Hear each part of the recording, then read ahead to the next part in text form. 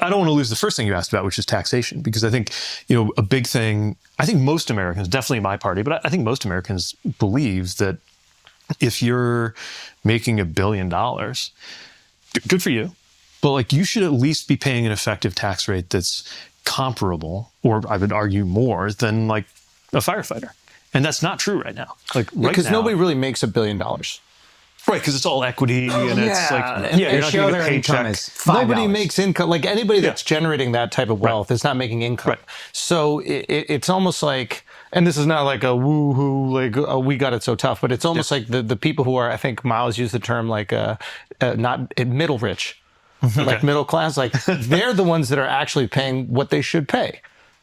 If they're adhering to the tax code, they're not, hiring these tax attorneys that are going to, attack it all willingly and try to reduce whatever they're paying in. But let's assume, let's take it for face value, right? Somebody, an athlete or somebody that's making $5 million, and let's say that they pay $2.5 million around, right? The concern I have really is potentially the corporations. And I'm not smart enough to even know about this stuff, but it seems to me, and I think tariffs plays into this, so I'd love to get your take on it, but like, it seems to me on the surface, and again, I'm giving a very emotional argument. You can give me tons of data, call me an idiot for even thinking this, but it's possible. I doubt it. But okay, seems to me that there's been an effort that has been supported to, send the manufacturing of some of these products overseas to increase profits, right? Sure. Or maybe it's more effective to manufacture them overseas. Maybe it's not all nefarious, but the idea is to increase shareholder profits or increase the profits of the company. Right. Which I'm not necessarily against. What I'm against is when you also put these like shell companies overseas to decrease, like you create the headquarters and you put it in Dublin or something like that so you can avoid taxes. So, and it's a P.O. box, like nobody's even there. Exactly. So you can't do both. You can send the manufacturing overseas, but at least if we're taxing the revenue of that company that's generating billions of dollars, you would like to believe that money would come back to the American people, and then we could reinvest in the American people, and then maybe there's other industries that would pop up, and those jobs could transfer from manufacturing to those new ones. Yeah. Or vice versa. Or vice versa. But you can't do, to me, it just feels like if you do both, you are using the marketplace that America is. That encourages entrepreneurship, all of that, but not really giving back. And then stealing from it.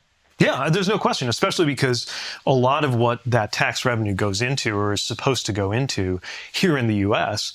is what then turns around and makes it possible for businesses to thrive. Can you give us an example of that? Yeah, my favorite example is probably the smartphone.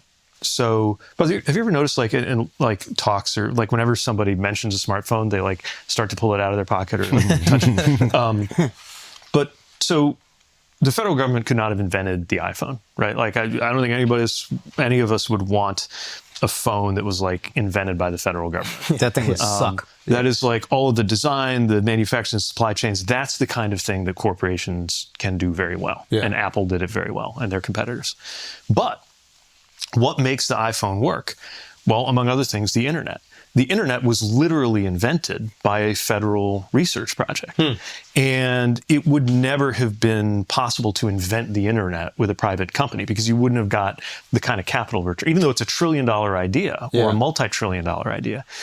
Companies can do multi-billion dollar ideas, but $1 trillion idea, like inventing the internet, that requires basic research. And that's the kind of thing the government's supposed to do, among many other things. It requires basic research? What does that mean? Yeah, by basic research, I mean things that are so fundamental that you actually don't know for 50 or 100 years if they're going to have a return. They might never work out. Oh, right? Yeah. You can't look at it as this thing is going to be profitable. It has to be so it's different benevolent endeavor for society. Yeah, it's different from research on like a pharmaceutical company researches a new medication expecting that, they're going to... There's going to be a return in the next, 10, 20 years. Right, at least kind of within the kind of profit horizon. Yeah. But public parks is another version of this and stuff like that. You can't privatize the public park. Right. This is the whole idea of public goods. Right? This is why we have governments, why we collect taxes. God, we're turning into such libs already, dude. But there's a handshake, right? There are the things that only the government can do, and then there are the things that the private sector can and should do, and they meet in the middle. But if you start shorting, part of what really worries me right now about this kind of war on academia, and there are some things about academia that need to change, but the war on academia, the cuts to cancer research, the cuts to science research, this kind of like general anti-science like atmosphere that I think is emanating from the administration, like that costs us in ways that don't show up on, you know, a corporate profit and loss statement 6 months from now or a year from now.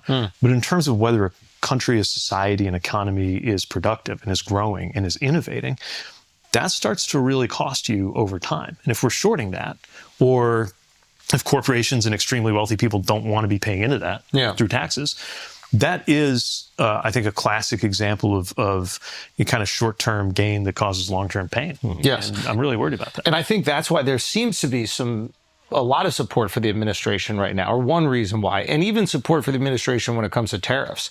You know, when the tariffs happen and you hear about like the stock market being deeply affected, most Americans are not invested in the stock market. So they're like, I don't give a fuck. Oh, rich people are losing some money? Or 50%. We can go off the numbers. Meaning there's a large swath of Americans that don't feel directly But here's the thing, right? impacted. A tariff, so part of what's happening is the markets are responding to their belief that the tariffs will probably make the world economy less productive and make a recession more likely. But a tariff is a tax that people pay on stuff they buy every day. And proportionally, if you're, what'd you call it, middle rich, versus like people in the neighborhood I grew up in South Bend, Indiana. Sure. Like proportionally, it's the people in Indiana who are spending a much bigger portion of their income at, let's say, Walmart.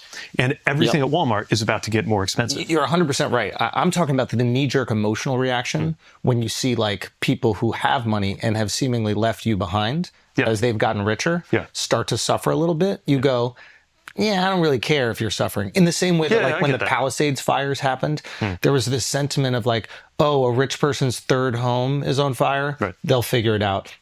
Not this person's entire like life and belongings just went up in smoke. So I think that there is this like sentiment amongst a lot of Americans. You probably experience it where you're from, just this kind of being like left behind. And I think this taxation of these corporations is a perfect example that really justifies that sentiment. It's like, why are you using the American marketplace and the support that we've given you and the lack of regulation? There's a reason why these companies don't sprout up in other countries, right? They sprout up here. And it's not just because they happen to be these unique, smart individuals, is because there is this marketplace that allows them to thrive here.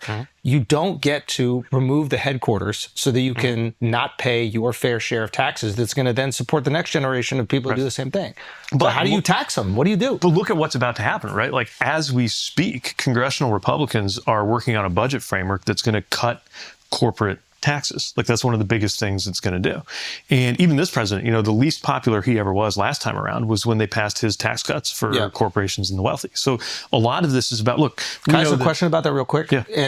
Is there a world where, and I doubt that this is possible, but is there a world where if they do that, it will influence companies that have gone abroad with their headquarters to come back here? I think it's I'm not just less trying to about defend the administration. I get that argument. But honestly, there are ways to structure taxes so that they capture where the value and the wealth is actually created. Like you can have a PO box in the Bahamas or Ireland or whatever. But so one of the things, for example, that happened in the last administration was an international agreement on like a threshold, a minimum, so that, and now it only works if everybody agrees on it. This is part of why diplomacy matters so much, right? But no other country really wants to see too much of that happening either. So there's a way to create a floor that gets you a more level playing field. An international agreement for taxation of corporations. Yeah, so even if your account is in Switzerland, if you have $1 trillion in Switzerland or the Cayman or whatever, you're a trillionaire. You're going to get taxed as such. Exactly. So it reduces the incentive to offshore your books. Now, it kind of seems like you're making the argument for a tariff on Lesotho. Right? Why? I don't know why they're beating up on Lesotho. No, I think the justification for that was so that someone can't go put a manufacturing factory fine. on the plate. Tariffs have their place, right? I mean, we don't have to make about tariffs yet, but just on the taxation. But again, what really worries me about tariffs is those don't amount to a tax on corporations. They amount to a tax on consumers. Without a doubt. I may have pushback. Sorry, I'm on a pushback. And this is something Andrew brought up on a call that I completely agree with. And I'm an idiot. But I feel when people say these things, oh, the buck gets passed on to the consumer. that only happens because the corporations have exploited profits to the highest possible degree to keep their share price as high as possible. Things have gotten more expensive over the past 50 years every year. It's not just inflation. I think corporate greed is the big part of that. So why is it that now that there's a tariff, their profit has to stay the exact same and nobody's looking at them as perpetrators of any kind of greed? And it's just, oh, the United States government is deciding here's a measure to help middle America, and now we have to eat that. But how is making middle America pay more a measure to help middle America, right? I mean, well, I would, and I do think I get more frustrated with Democrats because I want very badly to be that. I definitely do not identify as conservative, but I find there's this. When I go to Middle America, and I'm sure you go there. We travel the country. Yeah, you live there. Yeah, that's what I meant to say. But it's like, oh, there's like decay in some of these places, and it doesn't feel like the party that I want to identify with has any empathy for them. And this, to me, was an idea that could help bring jobs back there. And I don't think the execution has been great from what I'm seeing, but this could help them. Why don't we look at any measure that could help them beyond, let's keep things the way they are? Because the way status quo is not helping. Yes, I agree on that. Yeah, I think that's really important. And I think what my party has to do is respond to this in a way that doesn't make it sound like our whole argument is, let's just go back to 2024, right? Like, things like this, moments like this, movements like the one that's in charge of the White House right now, don't spring up in a country or an economy where everything's going along fine. And look, I lived this too. I grew up in South Bend, Indiana. People think South Bend, they know Notre Dame. Notre Dame, the big employer that propelled South Bend wasn't Notre Dame, it was Studebaker. Studebaker made cars. It was before the big three, it was the big four. And we were one of them. It dominated our city, grew our city. And then in 1963, they shut down.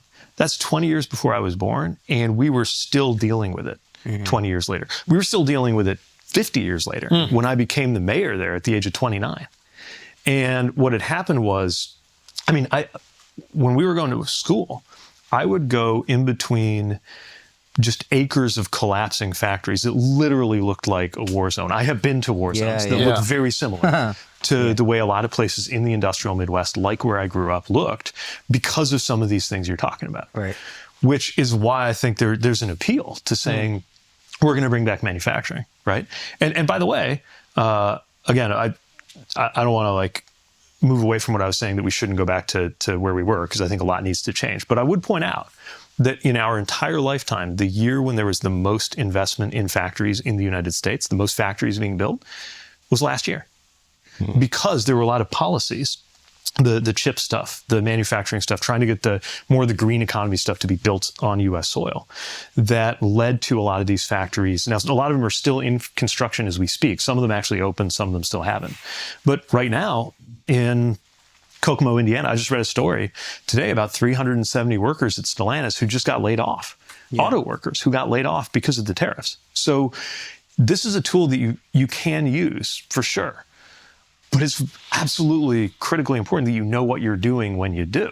And if you're just making shit up as you go along, or if you're doing it for a reason that's actually less about helping middle America and more about consolidating power, which is what I think is actually happening. And we can get into that. Then it's not going to work. But I don't want to completely disagree with what you're saying earlier. Like, part of what's happening is, like, part of why things cost more is that they actually cost more. But also, we've seen a lot of expansion of the corporate profits that people cash in on, right? Which help to explain why a lot of things cost more. But to me, the answer to that is, okay, let's have a fairer tax system.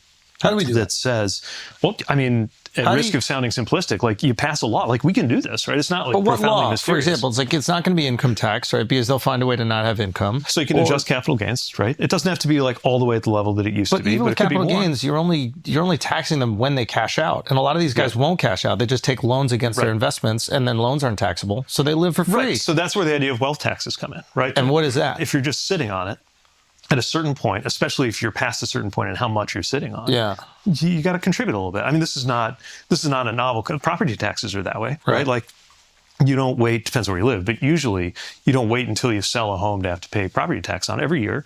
Like, you contribute a little bit of the value of the real estate you're sitting on, and that goes to the county roads and the school and the sheriff's department or whatever else you count on, right? So there is a way to do that nationally. But we just haven't property had the tax is political will going to to do it. close that gap? I don't think it's going to close that gap. I mean, if you added all of these, you have pieces of that, A lot of right? pieces. No, I'm not saying we shouldn't do it. I think that there is this feeling, this sentiment, I think that Akash was tapping into as well. And there's two things. Like, you seem like somebody who's very knowledgeable and very aware of all these things. You know these people that were fired in this random factory in, what'd you say it was, Iowa? Kokomo, Indiana. Howard County. In Indiana, right? It's like, the average person might not know about that. They don't know about these factories being built. But you have to meet the average person where they feel emotionally. Yeah. And like, I think you do a really good job, and I've seen a lot of your interviews, is like acknowledging the emotions of the people that you're talking to before giving them evidence that might be contrary to them. Yeah. Instead of this like finger wagging approach, which is like, oh, you're stupid if you don't agree with me. Yeah. Really important. But just quick, like, I think the average like American isn't even aware that like what Amazon makes a year and what they pay in taxes. Like, I think they paid $0 last year. Yeah, a whole bunch of these corporations. And I get what they're doing, and it's like they're writing off losses from other parts of the business, or they're reinvesting that money and growing the business. Yeah. And I don't want the pendulum to swing so far that you can't start a business and you can't grow and thrive. And I think that's like one of the great things about America. Yeah. But there has to be this middle ground. And if we don't do something about it, the American people should at least be aware of the, I don't want to say the CEOs, but the people that own these companies that are essentially stealing from the American people and using the system. Like, we should be aware of who they are. Now, I'm not saying we should do anything to them, but they should be shamed. Or taxed. If they're not going to pay the taxes, you're going to pay it emotionally. Because that, like, I don't really care about their emotions. I just want to tax them. I do think shame is powerful. I do think there's a sociopathy to these people that you might underestimate. Yes, true, but like, maybe their partners won't. Like, there will be no more chick flights to space. I promise you. After the reaction to this, there'll be no more chick flights to space. I promise you. It will not happen again. And the next one that happens, it will have like a real purpose. That's a fight when they get home. When she gets home, he's going to be like, you see how much shit I had to deal with for you to go to stupid fucking To have a space? girls trip to the moon.